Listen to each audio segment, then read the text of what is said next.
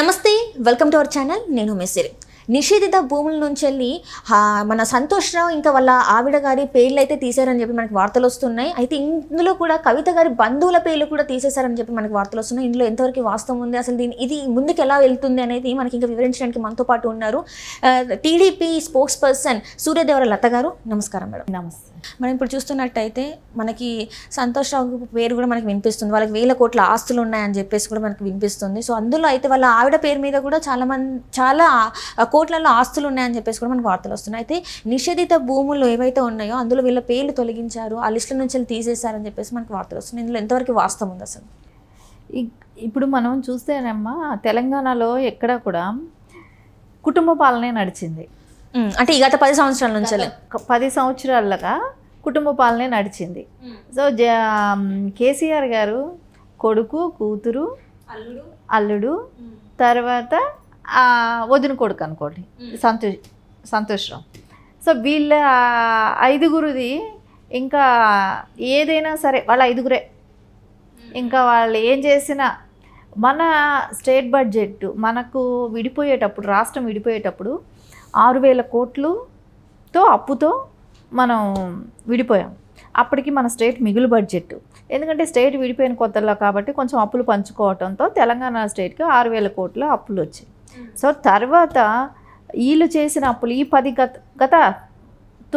10 సంవత్సరాలకు కాను 9 లక్షల కోట్లు అప్పు చేశారు. 9 లక్షల కోట్ల అప్పు చేసి సో ఏం డెవలప్ అయ్యింది? సరే, ఇక్కడికి వచ్చిన మిగులు బడ్జెట్లో ఉన్న స్టేట్లో వచ్చిన ఆదాయం అంతా ఏమైంది? అప్పు పోతా అట్లా ఉంచు, ఈ మిగులు స్టేట్లో వచ్చిన ఆదాయం ఏమైంది? ఇన్ని లక్షల కోట్లు ఏమైపోయినట్టు? ఇంత డబ్బులు కూడా వీళ్ళు అది కూడా సరిపోకుండా నిషేధిత భూముల మీద కూడా పడ్డారు. ఇవన్నీ సరిపోలేదు. సో ఇప్పుడు ఏమంటే ధరణి గురించి ఎలక్షన్ కోడ్ వచ్చేసింది. సో ధరణి గురించి ఇన్వెస్టిగేషన్ ఏదన్నా మనం తర్వాత చూద్దామని చెప్పి రేవంత్ గారు ఆపారు. సో వీళ్ళు ఇప్పుడు ఏంటంటే నిషేధిత భూముల్లో నుంచి వాళ్ళ పేర్లు తీయించేసుకుంటున్నారు. అంటే ముందు జాగ్రత్త పడుతున్నారు. అంటే అదే పొద్దున ఎక్కడ మనం కేసుల్లో ఇరుక్కుంటామా, మనం దీనికోసం మళ్ళీ తిరగాల్సి వస్తుంది, మళ్ళీ దీని మీద ఎంక్వైరీలు ఇవన్నీ ఎందుకని వాళ్ళు గెస్ట్ చేయలేదు. ఎందుకంటే కాంగ్రెస్ వస్తుందని వాళ్ళు గెస్ట్ చేయలేదు. వేరే పార్టీ మనమే ఉంటాం, మళ్ళీ థర్డ్ టైం కూడా మనమే గవర్నమెంట్ ఫామ్ చేస్తామన్న ఆలోచనలో ఉన్నారు. సో దాని మూలాన ఏమైందంటే ఖచ్చితంగా మనమే గవర్నమెంట్ ఫామ్ చేస్తాం కదా అని ఆరాంగా ఉన్నారు. సో ఇప్పుడు ఏమంటే ధరణి గురించి ఇవన్నీ గురించి బయట వస్తున్నాయి కాబట్టి ఇవి ఎలక్షన్ తర్వాత మళ్ళీ స్టార్ట్ అవుతుంది కాబట్టి మనం ఇప్పుడే నిషేధిత భూముల్లో నుంచి మన పేర్లు తీయించేద్దాం అని స్టార్ట్ చేసి సంతోష్ గారి భార్య మీద ఉన్న పేర్లే కానివ్వండి, ఆస్తుల మీద ఉన్నవే కానివ్వండి, కవిత గారి వాళ్ళ చుట్టాలే కానివ్వండి, వీళ్ళు అదే ఫ్యామిలీ రిలేషన్స్ చుట్టాలు అందరివి కలిపి ఉన్న పేర్లు కూడా తొలగించుకుంటూ వస్తున్నారు ఇప్పుడు. సో అంటే జాగ్రత్త పడుతున్నారు. ఎంత జాగ్రత్త పడినా ఫస్ట్ రికార్డులలో అనేది ఎక్కడికి పోవు కదా. సో అవి ఎట్లాగైనా మళ్ళీ బయట వస్తాయి. ఇన్ని రోజులు ఎవరి దగ్గర ఉన్నింది ఏంటి ఇవన్నీ కూడా ఎలాగైనా వస్తుంది. సరే, తెలిసిన తర్వాత అంటే మేము ఇప్పుడు మేము స్వచ్ఛందంగా మేము ఇచ్చేస్తున్నాం అన్నట్ట, లేదంటే మేము మారిపోయాం అన్నట్ట, మాకు జ్ఞానోదయం అయింది అన్నట్ట ఏమనుకోవాలి? అంటే ఇన్ని రోజులు చేసిన దానికి ఇప్పుడు ఇంత సడన్గా వీళ్ళలో ఈ మార్పు ఏంటి? ఈ మార్పుకు కారణం ఏంటి? భయం. ఎందుకంటే తెలంగాణలో ఆల్రెడీ కవిత గారికి అరెస్ట్ అయింది కాబట్టి వీళ్ళు కూడా అంటే ఇంక ఫోన్ ట్యాపింగ్లో కూడా ప్రణీత్ రావు అరెస్ట్ అయ్యాడు కాబట్టి ఎక్కడ వీళ్ళ మెడకు చుట్టుకుంటుందో అని చెప్పేసి వీళ్ళు ముందు జాగ్రత్త పడి వాళ్ళ పేర్లు తీపించారు అనుకోవచ్చా? ఖచ్చితంగా అదే చేసినట్టే కదా. ఇప్పుడు ఎందుకంటే కవిత గారు అరెస్ట్ అయ్యారు, ఢిల్లీలో ఉన్నారు. సో అక్కడికే వాళ్ళు తిరగటానికి సరిపోతుంది. అక్కడ ఆవిడ ఎప్పుడు బయట వస్తారో తెలియదు. సో తర్వాత ప్రణీత్ రావు ఇప్పుడు వీళ్ళ పేర్లన్నీ బయట వస్తాయి. దీనిలో సంతోష్ పేరు కూడా ఉంటుందేమో, ఎందుకంటే ఎక్కువ కేసీఆర్ గారితో ఉండేది సంతోష్ కాబట్టి సంతోష్ పేరు కూడా ఉండొచ్చేమో. ఇవన్నీ బయట వస్తాయి కాబట్టి మళ్ళీ ఇప్పుడు ఈ ధరణి ఎలక్షన్ తర్వాత మళ్ళీ స్టార్ట్ అవుతుంది. ఇప్పుడు ఎలక్షన్ కోడ్ అని ఆపారు, ఎలక్షన్స్ బిజీలో ఉన్నారు అని. సో తర్వాత అది స్టార్ట్ అవుతుంది. అప్పుడు దానిలో ఉన్న భూముల నుంచి మొత్తం రికార్డ్ పరంగా బయట వస్తాయి.